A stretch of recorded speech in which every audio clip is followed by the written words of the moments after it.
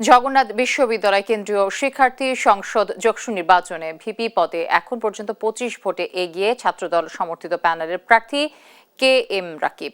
আর GS ও AGS পদে এগিয়ে ছাত্র শিবির সমর্থিত অদম্য জবিয়ান প্যানেল। মোট 39টি কেন্দ্রের মধ্যে ঘোষণা করা হয়েছে 18টির ফলাফল। এতে দেখা যায় ভিপি পদে সব মিলিয়ে ছাত্রদল সমর্থিত প্যানেলের রাকিব পেয়েছেন 2154 ভোট, আর শিবির সমর্থিত প্যানেলের রিয়াজ পেয়েছেন 2129 ভোট। এছাড়া জিএস ও এজিএস পদে এগিয়ে শিবির সমর্থিত প্যানেলের প্রার্থীরা। এর আগে মঙ্গলবার রাত 9:30টার দিকে ওএমআর মেশিনে কারিগরি ত্রুটির কারণে ভোট গণনা সাময়িক বন্ধ রাখা হয়। প্রার্থীদের সঙ্গে বৈঠক আর সমস্যা সমাধান করে রাতে আবারও গণনা শুরু করে নির্বাচন কমিশন।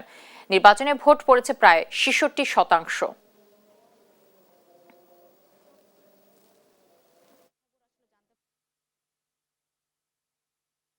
আমাদের কাছে এখন পর্যন্ত এই ফলাফলগুলো প্রস্তুত হয়েছে, যেগুলো আমরা ঘোষণা করলাম।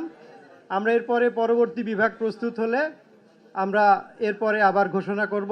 এখন থেকে আমাদের ফলাফল যখন যেটা হবে সেটা আমরা প্রকাশ করে দেব।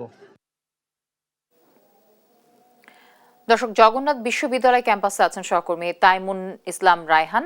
আমি সরাসরি যুক্ত হচ্ছি তার সাথে। রায়হান, ভোটের ফলাফলের সবশেষ তথ্য কি দিতে পারবেন? আর ভোট গণনা শেষ করতে এত সময় লাগছে কেন, কি বলছে কমিশন? জি, যদি যেমনটা জানতে বলছিলেন আপনি, যে ভোটের কিন্তু সর্বশেষ ফলাফল যদি বলি, সর্বশেষ 18টি কেন্দ্রের ফলাফল ইতিমধ্যে ঘোষণা করা হয়েছে।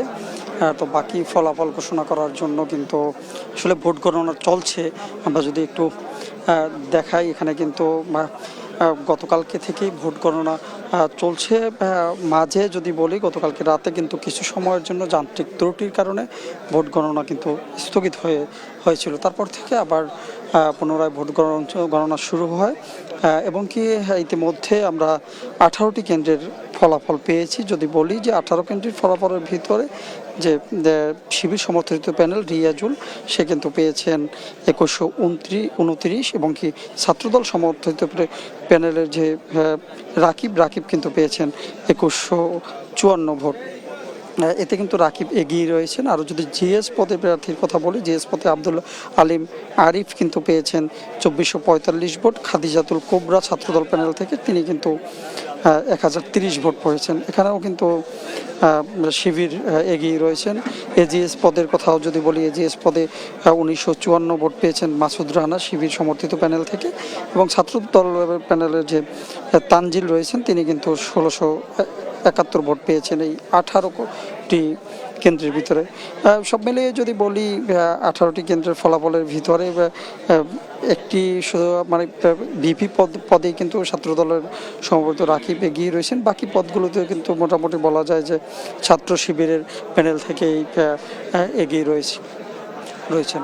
তো সর্বোপরি যদি বলি, এখনও ভোট গণনা চলছে এবং কি আমরা 18টি কেন্দ্রের ফলাফল পাওয়ার পরে ধীরে ধীরে অন্যান্য ফলাফল ঘোষণা করা হবে। আমরা রয়েছি এখানে, পরবর্তীতে হয়তো বা আবার আপনাকে জানাতে পারবো যদি